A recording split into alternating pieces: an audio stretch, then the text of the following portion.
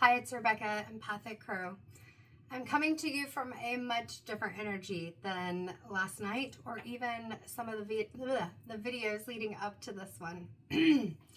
So last night was October 31st, 2025, and a message, as I have mentioned at least once or twice, that I thought was going to be this playful Halloween themed decks. Like I said, not that I can't use them throughout the year, but it was Halloween and I had pulled together a costume that felt very in alignment with my vision of myself as the Empathic Crow.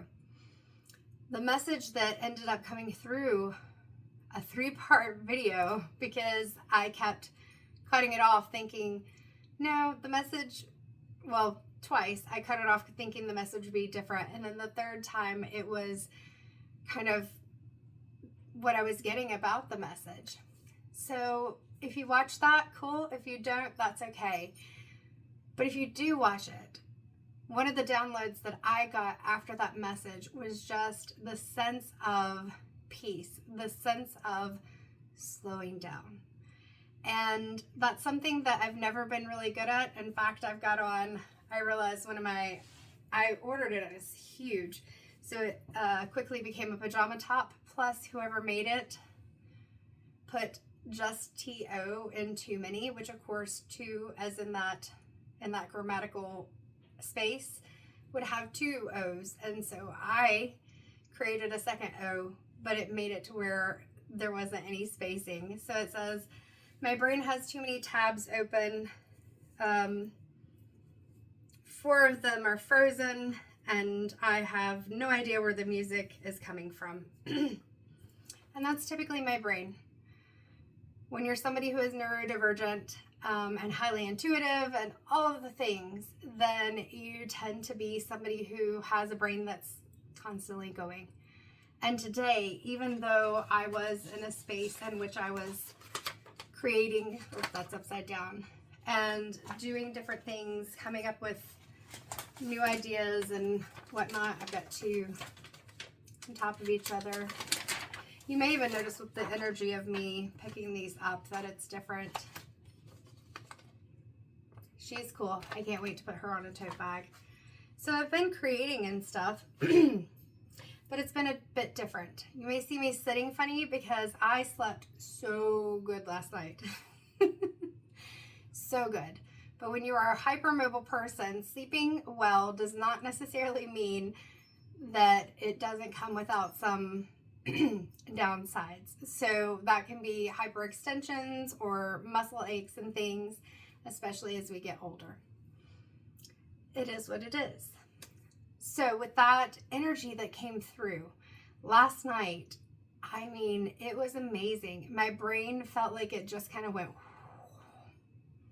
and I still had a lot going on in my brain, but it was just much more focused. You can see right now my energy is much more calm. I always feel like there's so many things that I want to say, and I try to make it to where the videos aren't as long as maybe they would be. And that was part of the message for me. When we look at the message that was coming through with that energy, the energy of the Morrigan, and that call to action to be able to focus, to use our intuition, to use our discernment, to have clarity, to understand where we need to focus on. I feel like I hear battles, but not.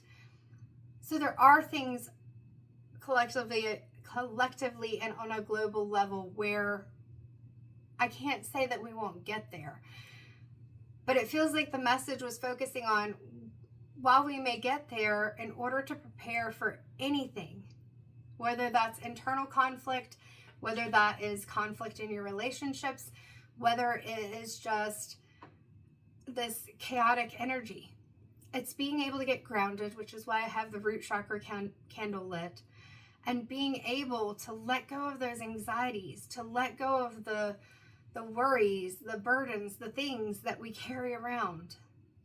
I talk so much about healing and shadow work and having confidence, and I realized And I share my stuff not to say that I'm better than you or I know more than you do or anything like that, because that's not true. I learn a lot from other people, and I love learning from other people.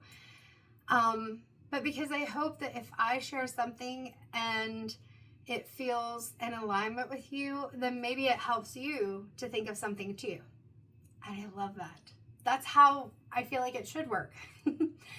I know, letting go of the shoulds, but that we are able to share with each other and learn from each other and not have to feel like one is better than the other. And that's where that whole message with the 144,000 and group 7 seemed to be going, was understanding that while there are special things about all of us, and there are roles that we play, and there are things that may be different for each of us, we have to come back and focus on what does that mean as far as our purpose, what we do, how we engage, how we interact. And especially, as I said, having a clear connection with our intuition and our discernment, and understanding how to not be drawn in by the need that we have as humans for belonging. If you look at Maslow's hierarchy of needs, you've got your bottom level, which is your foundation. That's security. It's like the root chakra. It's safety, security. Your basic needs are met. And as you go up, love and belonging is one of those needs that people have. We all have it. Even if we are people who prefer to be more alone more often, maybe we're seen as introverted, maybe we have sensory issues and we get overwhelmed by prolonged periods of being around a lot of sound, light, people, energy, all of those things. This blue light is making my lips look blue. They're not actually blue. It's just a softer light. But what I realized is I got off of that video, I was able to figure things out that I just didn't even have the brain power to figure out, because I was trying so hard to run around like a hamster in a ball and try to meet everybody's needs while I was talking about being able to not do that. To honor yourself, to respect yourself, to have healthy boundaries and self-care. And I realized even in my videos, I don't always remember what I say, but I have to watch them back sometimes. Well, I watch them back to make sure what I said, because I don't remember most of the time. But I realized I was saying quite a bit, and then somebody made a comment on one of my videos where I realized I was apologizing for so many things. I was apologizing for not getting timestamps up. I was apologizing for not doing shorter videos. I was apologizing for not getting back to people because I have a job and I'm working on building a business and I am a person who has responsibilities and a need for self-care. And what I realized is I don't have to apologize for any of those things. Not in a conceited way, but because it just creates now more emotional drain and also more task. If I'm constantly apologizing to other people for things that they may not even have asked me to apologize for, it's just taking more emotional energy from me. And so I say that again, not to say me, but maybe this triggers in you a thought where you're like, oh yeah, also, I am somebody who I have no problem saying I did something, whether it's wrong, I did something wrong, or I wasn't in alignment with myself. I don't intentionally try to be hypocritical, but I definitely recognize that the most hypocritical aspects of myself is that I'm very good at teaching other people and encouraging other people to do self-care, boundaries, assertive communication, things like that. And while I am much better at them, there's still an area of needing to work on those. So I feel like that's the big thing that needed to come through from me, is just being able to say a thank you to whoever I channeled, or energy that I channeled last night, and for helping me to be able to even recognize for myself that I don't want to start a new journey in my life in an old energy that I've been in before. And I hope that you are also able to look at that and say, am I still holding on to some of the old energy? Am I taking into the new things that I want to do, or the different paths that I'm taking some of that old energy as well? All right, 10:15 on the clock, but I do want to talk about a few stones that came to me. So of course, being in that solar plexus chakra, we have a golden healer. With any of these stones, we're looking at an energy of bringing more joy into our lives. Again, releasing those anxieties, being able to feel more confident, being able to feel more focused, being able to feel,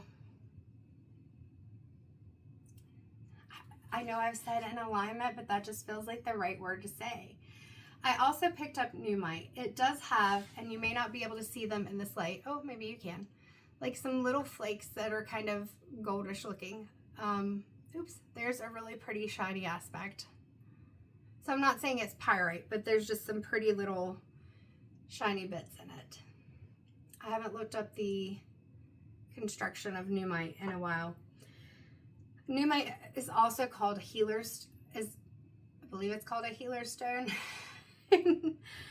I'm not going to look it up though.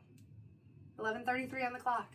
So with these two stones, we're looking at that healing and being able to have the black of the stone as our root chakra, grounding, and also healing. So getting into a space where maybe things slow down a bit. We feel more grounded, we feel more quiet, and it's making that time, taking that space to be able to focus on what it is that you need to do differently. Because one of the things is, when you're in that hamster ball and you're just running around, and maybe you're bumping into things because you're not aware of that space, you have this extra stuff that you're carrying around with you, like the space of the ball makes it to where it's not just the normal body of the hamster that is navigating, you know, so you're running into walls and things, that you slow down and you're able to see things more clearly.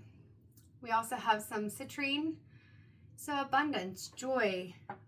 I'm hearing sun, like bringing in that sunshine energy. I've also got my little pyrite crow. This is also a stone that my brother and sister-in-law gave me. My brother used to not be into stones. Now look at him. Wire wrapping jewelry and everything. And giving the metaphysical properties and giving spiritual messages. I'm so proud of him. I think I've said that. I also have some tiger eye here, or tiger's eye, and you see those yellow flashes. We also have the darker aspect, which tiger's eye always makes me think of like a very earthy energy.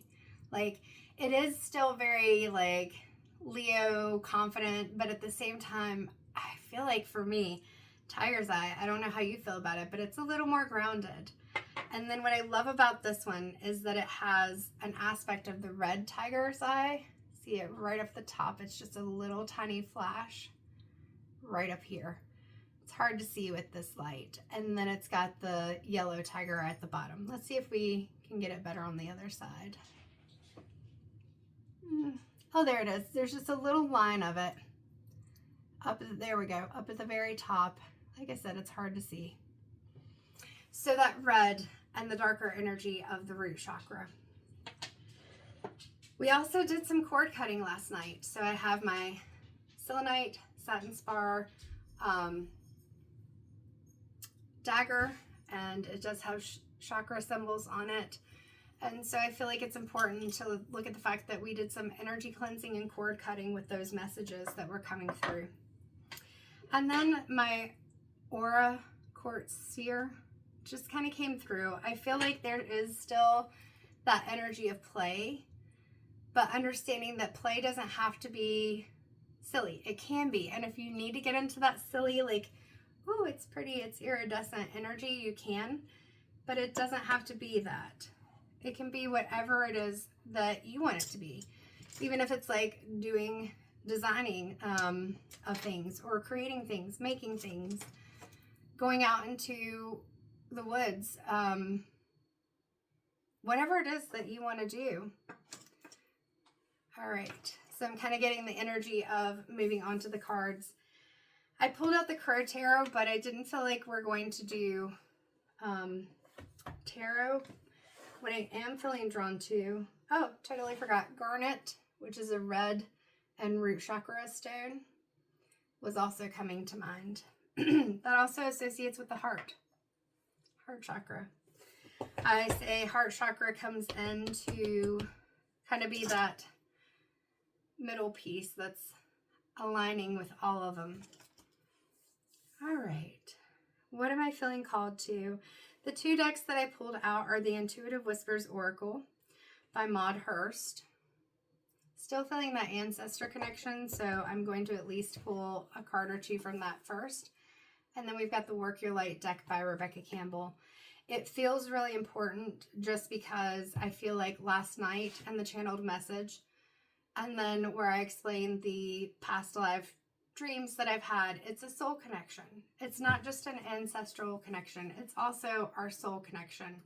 I wish I had the Star Seeds Oracle by Rebecca Campbell. I want it so much. I've wanted it for a while. I do not have that one yet, but maybe. We will see. I will get it at some point. It is inevitable. All right, so let's go ahead and pull a couple of cards. We'll start with the Intuitive Whispers Oracle by Maude Hirst. The ancestral connection for me, I've said in another video before, but if you are new to watching the Empathic Crow videos, my great-grandmother's name was Maude. And so I really loved when I saw that, that connection. I was like, I have to have this. All right, this is what the cards look like. And I'm going to ground because even though I'm feeling super chill, I just feel like it's good for me to do that because I can feel my brain kind of ramping up as I'm like, there's so many messages coming in. So let's reground.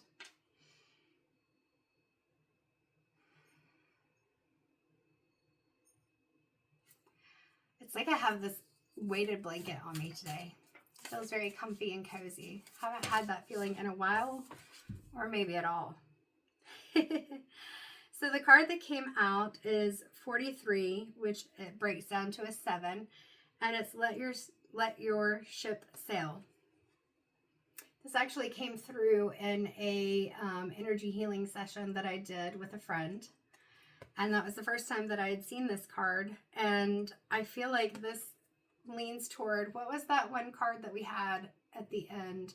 It was Stormy Seas, I think was the name of the card. And it was like calm amid the chaos. And that's what I see in this. Like, you have a very beautiful background. You have that crown chakra color. You have the third eye color. So we're looking at that divine connection and that intuition. And while the ship is moving through waters that are kind of crashing in on the ship, there's also a calm aspect to it as well. Like, there's a lot of light in this card. And even the ocean, while it is that indigo color, it's not like this really dark, ominous color. I don't know, that's the word that was coming to me. So I'm going to just go with this. We're going to see if there's another card that wants to come out. Pull the Rebecca Campbell cards. I've given my interpretation, or will continue to do that, and we'll see if there's a need to go to the guidebook. The guidebooks are very helpful. Don't get me wrong when I say I read intuitively. If you've watched my videos, you see I will go to the guidebooks as well. And there's a lot of really good information to get from those. Oh, that's perfect. So we had 43, which was Let Your Ship Sail. And this card has the same color imagery pretty much in it. And it's 41, which breaks down to a 5. We talked about kind of being in that change energy last night. And it's move through your fear. Notice we've got all these birds. I'd like to think of them as crows just because of my hyperfixation, special interest of crows. And even though we have this moon here and it is very dark, look at the person that is standing on that cliff. This is very much so a Fool card energy where the person is on the cliff and they are just leaning into the new beginning. Look, you can see the beautiful colors, like same as here. Ooh, camera's like, nope. Almost like a sunrise. These cards could have very dark energies to them, but they don't. It's messages of hope. I feel like we got a lot of those last night. I'll see if there's anything else that wants to come out of the Intuitive Whispers deck. But those feel like two very supportive, affirming, and wonderful messages. You know, when we go into this aspect of grounding ourselves and letting go of the anxieties, it doesn't mean that it's not going to be difficult. It doesn't mean that there won't be stormy seas, or that we won't sometimes feel like we're on the edge of a cliff. But just reminding ourselves that it doesn't have to be this horrible catastrophe is the word coming into my mind. We'll move on to the Rebecca Campbell Work Your Light deck.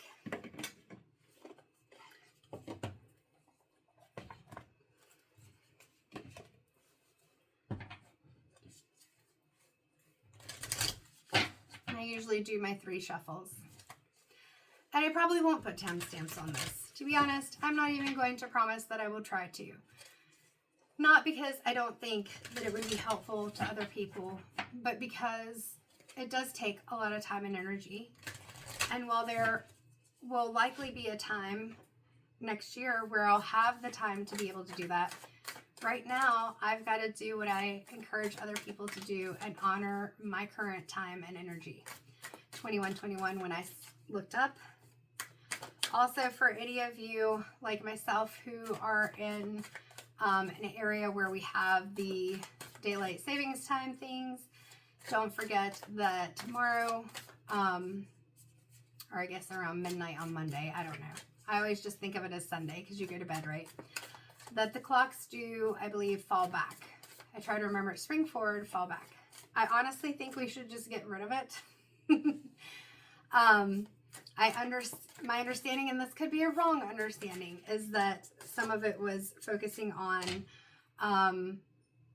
having more light in the morning time so that people who, like farmers or whatever, are able to get their work done. Ow. But that could be a wrong assumption, or not assumption, but a wrong thing that I've heard. But I just don't know that it's relevant right now. But that's my opinion. 22:22 on the clock. That's my opinion. All right. So mirror. Who or what is triggering you? For me right now, it is apparently daylight savings time. Although at least we get another hour. Time is weird. Time is time. Time is not consistent. Time is something where if you're enjoying yourself, it goes by so quickly. And if you're not, it can go really slow. Time is relevant to whatever is going on for you, 22:55 on the clock at the time. All right, mirror. So who or what is triggering you right now? Like, what is getting you into that energy where you feel like you have to do things a certain way, or that you have to rush, or you have to get X amount of things done? What's triggering you? What was triggering me was feeling like, oh, the messages aren't going to get to the people that they need to, and I'm not going to have enough people interested in what I'm doing if I don't do all the X, Y, and Z things. And I realized, for me, I don't want to have to do all the X, Y, and Z things. That's why I'm getting out of the box. I'm getting out of the structures. I'm all about energetic alignment and believing that, yes, you have to do some things in order to build what you want to have, or to make ends meet until you have what you want to have, but at the same time not putting yourself back into that structure. So that was what was triggering me. What's triggering you? Align your life is the next card, and it says what is not aligned or needs to change. This is the message. What's on the bottom? Okay, I will read that one too. So notice how, you know, I talked about the hamster and the ball. Notice how even with this image, like, she is fractured. It's like she feels like she has to be so many different people and do so many different things, or she's being pulled in so many different directions. And we have to just take a step back. So hopefully that this video, or the videos with the energy of calling your power back and standing up and being strong in your soul's purpose, like being strong in what it is that you feel you're called to do. So what is not aligned or needs to change? I've told you what that is for me. But just know you're already doing it. Stop overthinking. Keep facing your true north. You're already doing it. We see and hear that the person in the photo, they've already gotten past the shadows and the mountains because they're up here, over there. They're up here. So down here, we've got a lot of imagery that's darker and kind of looks like it might be mountains. She's already gotten past that. Like, she's already up in this space where she's gotten up to the cliff. She's gotten up to the new beginning. She's had the stormy waters, and now she's letting that go. So call back your power and ask yourself, what is out of alignment? And then also look in the mirror and say, who or what is triggering me? Sometimes it may even be yourself.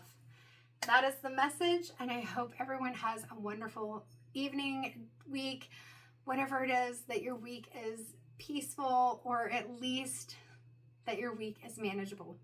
Whatever it is that you want your week to look like, I hope that that's what it is for you. So take care. I may not do a lot of videos next week. Tomorrow starts 7 days that I cannot take any antihistamines. I am not looking forward to that because I will be, for the first time in over 20 years, yes, I'm aging myself, getting older this month, that I will be doing allergy testing. And the last time, it was brutal. The lady walks in and she goes, oh my God, your back is lit up like a Christmas tree. And I'm like, And she's like, they're going to want to do another grid on your arm. And I'm like, So yeah. Oh, and with my tea, because I have come to really love tea again. I go through these phases, but with the throat stuff, I was like, oh, I like tea. So my yogi tea, I'm not sponsored by them. I just like drinking the tea and I like the messages. It says, be guided. Listen to the whispers of the universe. I'm going to say that again. Be guided. Listen to the whispers of the universe. So all of the messages are saying to you to just pause and listen. See what resonates within you, what is not in alignment. And if there are things that you don't like, or things that are stealing your energy or taking away your time, it's within your power to change them. But you got to get grounded first, that root chakra, and you got to let go of the worries. Just know this new beginning may not be the easiest thing for you, or whatever change you want to make, but you can do it. All right, take care. Like I said, have a gentle week.